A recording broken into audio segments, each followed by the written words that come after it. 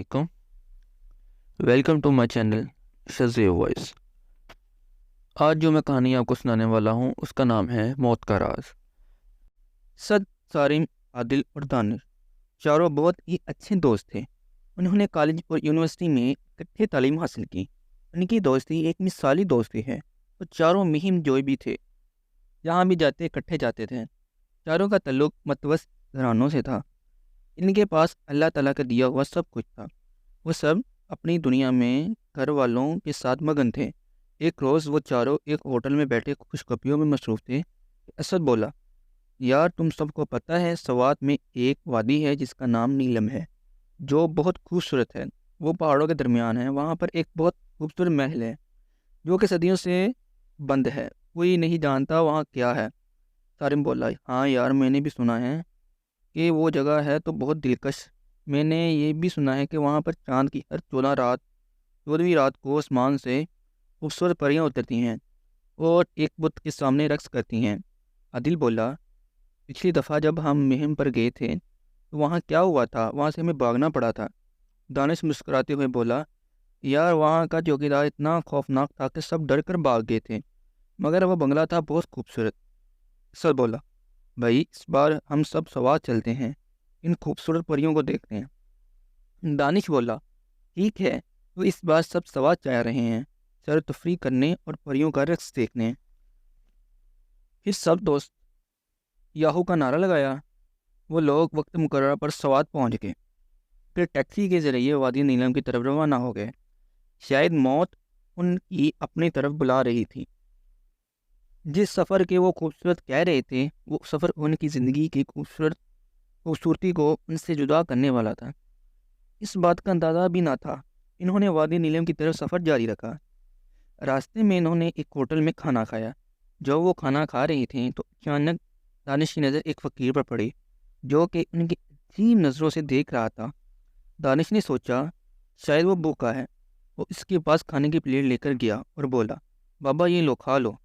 فقیر نے عجیب پراسرار انداز میں اس سے کہا، تم میں سے ایک کی موت لکھ دی گئی ہے۔ تم لوگ جو کر رہے ہو وہ اچھا نہیں کر رہے، بہت نقصان اٹھاؤ گے۔ یہ سلسلہ اگر چلا تو سب پر قہر بن کر نازل ہوگا، کوئی نہیں بچے گا۔ یہ کہہ کر فقیر اپنی وہاں سے چلا گیا۔ دانش نے ایک لمحہ سوچا، پھر یہ سوچ کر واپس آ گیا کہ لگتا ہے فقیر پاگل ہو گیا ہے جو اس سائنسی دور میں اس طرح کی باتیں کر رہا ہے۔ وہ ہوٹل میں آیا اور کھانے کی میز پر بیٹھ گیا۔ سارم نے پوچھا، دانش فقیر نے تم سے کیا کہا؟ دانش بولا، پتہ نہیں، بڑا عجیب فقیر تھا، اور فقیر کی باتیں اپنے دوستوں کو بتا دی جو فقیر نے اسے کہی تھی۔ اسد بولا، یار اس جدید دور میں اس طرح کی باتیں فضول ہیں، چھوڑو ان باتوں کو۔ عادل بولا، یار کھانا کھاؤ، کھانا ٹھنڈا ہو رہا ہے۔ کھانا کھانے کے بعد وہ چاروں بل ادا کرنے کے بعد ٹیکسی میں بیٹھ کر اپنی منزل کی طرف روانہ ہو گئے۔ شام کے تقریباً 5 بج گئے تھے۔ سردیوں کے دن تھے، سورج اپنی خوبصورت کرنوں کے ساتھ غروب ہو رہا تھا۔ وہ چاروں خوش گپیوں میں مصروف تھے، آنے والے طوفان سے بے خبر، جو کہ ان کی ہنسی مسکراتی زندگی کو برباد کر کے رکھ دینے والا تھا۔ سورج غروب ہونے کے قریب تھا۔ وادی نیلم بہت خوبصورت لگ رہی تھی۔ وہ اس وادی میں 2 دن رہنے کا سوچ رہے تھے کیونکہ 2 دن بعد چاند کی 14ویں رات تھی۔ ایک شخص ان کے قریب سے گزرا۔ دانش بولا، بھائی بات سننا۔ وہ شخص رکا اور ان کی طرف دیکھنے لگا۔ دانش بولا، کیا یہاں کرائے پر کوئی گھر مل سکتا ہے اس دن کے واسطے؟ وہ شخص بولا، جی آئیے۔ وہ شخص ان کو اپنی ایک گلی میں لے گیا۔ وہاں پر ایک چھوٹا سا گھر تھا۔ یہ اس شخص کا گھر تھا۔ وہ اس کی بیٹی اس کے گھر میں رہتی تھی۔ عرصہ پہلے اس کی بیوی کی موت ہو گئی تھی۔ چاروں بہت تھک گئے تھے اور آرام کرنے چلے گئے۔ کمرے میں اگلے دن اس شخص کا نام آفتاب خان تھا۔ اس نے ان کو ساری وادی دکھائی۔ اس وادی کے لوگ سورج کو پوجا کرتے تھے۔ چاند کی 14 تاریخ کو وہ وادی کی سب سے نوجوان اور خوبصورت لڑکی کو محل میں چھوڑ کر آتے، جہاں پر بت موجود ہوتے تھے۔ پھر آفتاب نے بتایا، سورج دیوتا اس لڑکی کے ساتھ شادی کر کے اس کو اپنے ساتھ لے جاتا ہے، اور اس سال ہماری فصل اور پھل وغیرہ اچھے ہوتے ہیں اور بارش بھی بہت ہوتی ہے۔ جس سال ہم کسی لڑکی کی دلہن کو بنا کر محفل میں نہیں چھوڑتے تو اس سال نہ تو فصل ہوتی ہے، نہ کوئی میوہ اگتا ہے، نہ کوئی بارش ہوتی ہے۔ دانش بولا، ہم مسلمان ہیں، ہمارے مذہب میں ایسا کچھ بھی نہیں، ہم ان باتوں کا نہیں مانتے۔ اسد بولا، ان لوگوں کے خیالات کتنے پرانے ہیں۔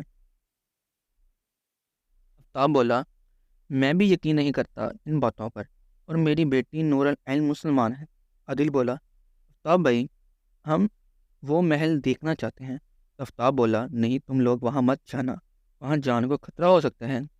آج تک وہاں کوئی نہیں گیا۔ چاند کی 14 تاریخ کو ہم اس لڑکی کو لے کر محل کے گیٹ تک جاتے ہیں، اور جب وہ لڑکی محل کے اندر چلی جاتی ہے تو ہم گیٹ بند کر کے آ جاتے ہیں۔ وادی میں دوبارہ کسی نے آج تک اس محل کے اندر جانے کی ہمت نہیں کی۔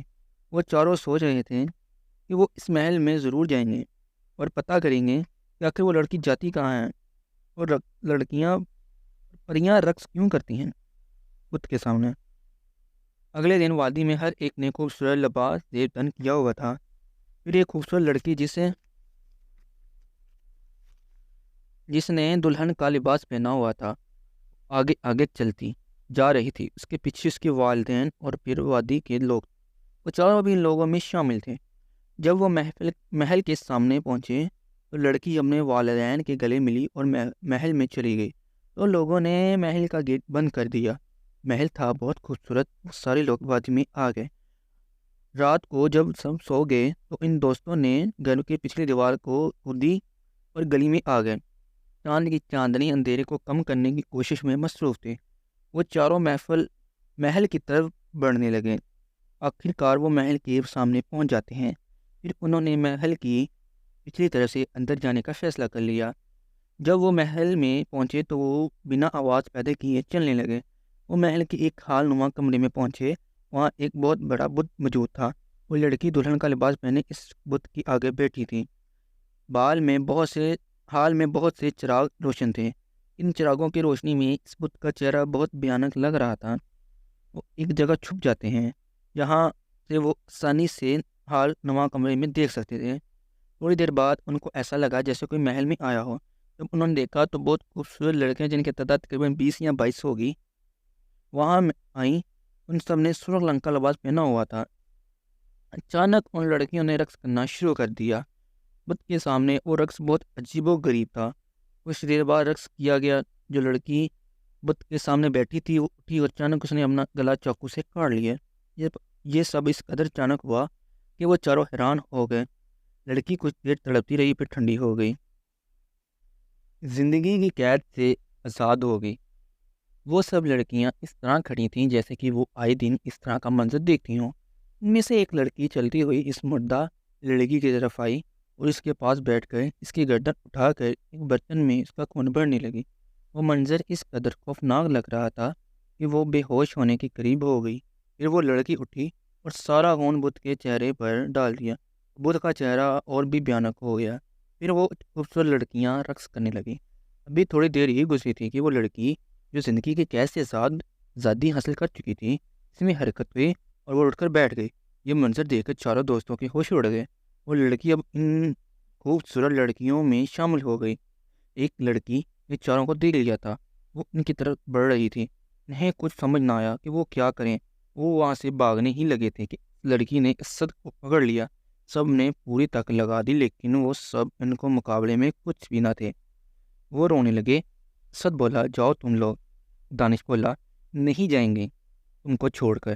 اسد نے کہا، تم لوگوں کو میری دوستی کی قسم، جاؤ۔ اسد کو دھکا دیتا ہوا بولا، جاؤ۔ عادل، دانش اور سارم وہاں سے بھاگنے پر مجبور ہو جاتے ہیں۔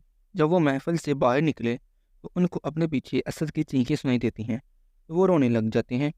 وہ اس وقت کو کوستے ہیں جب انہوں نے یہاں آنے کا پروگرام بنایا تھا۔ شاید وہ یہاں نہ آتے تو ان کا دوست آج ان کے ساتھ ہوتا۔ یہ تو موت کے سفر کی شروعات تھی۔ انہوں نے اس راز کو جاننے کی کوشش کی تھی جو صدیوں تک کوئی نہ جان سکا تھا۔ وہ بھاگتے بھاگتے گھر آ گئے، کمرے میں آ کر پھوٹ پھوٹ کر رونے لگے، کیونکہ انہوں نے اپنا پیارا دوست کھو دیا تھا جس کی ساری عمر ان کو افسوس رہنا تھا۔ روتے روتے اب ان کی آنکھ لگ گئی۔ آسمان پر تارے بھی شاید ان کے دوست کی موت کا افسوس کر رہے تھے۔ آہستہ آہستہ رات جالے کی طرف بڑھ رہی تھی۔ اگلے دن وہ سامان پیک کرتے ہیں اور جب کمرے سے باہر آتے ہیں، آفتاب بولا، آئیے ناشتہ کر لیں۔ سارم بولا، آفتاب بھائی، ہم جا رہے ہیں یہاں سے، یہ کہہ کر وہ گھر سے باہر نکل جاتے ہیں۔ آفتاب ان کی روکنے کی کوشش کرتا ہے، کچھ سوچ کر رک جاتا ہے۔ وہ جان چکا تھا ان کے ساتھ کیا ہوا ہے۔ ان کو بس مل جاتی ہے اور وہ سوات جا رہی تھی۔ وہ اس میں سوار ہو جاتے ہیں۔ آدھے راستے میں ان کی بس خراب ہو جاتی ہے۔ سارے مسافر وہاں بیٹھ جاتے ہیں، جبکہ ان کی جلد از جلد اس وادی سے نکلنا تھا، اس لیے وہ پیدل ہی نکل پڑتے ہیں۔ اچانک وہ راستہ بھول جاتے ہیں۔ وہ جنگل کی طرف نکل پڑتے ہیں۔ ان کو ایسا لگتا ہے کہ درختوں کی ٹہنیاں ان کی طرف آ رہی ہیں۔ جب وہ دیکھتے ہیں تو ایک درخت کی ٹہنیاں ان کے پاؤں کو لپٹ جاتی ہیں۔ عادل اور ساروں کو درختوں کی ٹہنیوں نے الٹا لٹکایا ہوا تھا۔ دانش یہ منظر دیکھ کر خوفزدہ ہو جاتا ہے۔ سارم بولا، دانش بھاگو جلدی سے۔ عادل بولا، چلے جاؤ دانش یہاں سے۔ دانش وہاں سے بھاگتا ہے، سمندر کے کنارے رک جاتا ہے اور سوچتا ہے کہ ان بلاؤں سے میری جان نہیں چھوٹے گی۔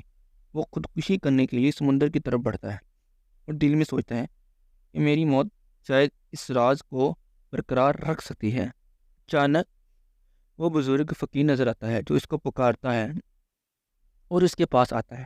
وہ کہتا ہے کہ تم ایک صورت ہی بچ سکتے ہو کہ تم اس وادی میں رہنے والی کسی لڑکی سے شادی کر لو اور ہمیشہ کے لیے اس وادی میں رہو، اور غلطی سے بھی اس راز کو کسی کو نہ بتانا، ورنہ نقصان کے ذمہ دار تم ہوگے۔ جب وہ آنکھیں کھولتا ہے تو وہ اس جگہ ہوتا ہے جہاں ان کو بس خراب ہوئی تھی۔ وہ اٹھ کر بس کی طرف جاتا ہے۔ بس ٹھیک ہونے کا نام ہی نہیں لیتی تھی۔ مسافر واپس وادی میں چلے گئے۔ دانش بھی اس کے ساتھ ہوتا ہے اور وہ آفتاب کے گھر جاتا ہے اور آفتاب کو بتاتا ہے کہ میں وہ راز جان چکا ہوں۔ اگر میں نے اس وادی کو کسی لڑکی سے شادی نہ کی تو میں بھی اپنے دوستوں کی طرح مارا جاؤں گا۔ آفتاب بولا، ٹھیک ہے، مگر یہاں تو کوئی مسلمان لڑکی بھی نہیں ہے۔ پھر آفتاب کو یاد آیا کہ اپنی بیٹی نور العین بھی تو ہے، وہ بھی جوان ہے۔ اکثر وہ نور العین کے بارے میں سوچتا تھا، اس کا بیاہ اس کے ساتھ کرے گا۔ یہاں تو مسلمان بھی نہیں ہیں۔ وہ دانش کو بٹھا کر کمرے میں گیا اور نور العین کی رضامندی حاصل کی۔ دانش اور نور العین کی شادی کرتی۔ اتنے سال گزر گئے مگر یہ رسم آج بھی جاری ہے۔ ہمارے بچے ہو گئے ہیں، پھر ان کے بھی بچے ہو گئے ہیں۔ وہ رات ابھی بھی میرے سینے میں دفن ہے۔ ایک دن اچانک وہ محل زمین بوس ہو گیا۔ اس وادی کے لوگوں نے وہاں پر ایک کمرہ بنا دیا، اس میں ایک بت رکھ دیا اور لڑکی کو لے جا کر اس کمرے میں بند کر دیا جاتا ہے۔ پتہ نہیں وہ لڑکی اب بھی کہاں جاتی ہے، کوئی نہیں جانتا۔ یہ راز صرف ایک پوشیدہ راز بن کر رہ گیا ہے۔ یہ میری اس چینل پہ پہلی ویڈیو ہونے والی ہے، تو اس ویڈیو کو لائک، سبسکرائب اور شیئر ضرور کریجیے گا۔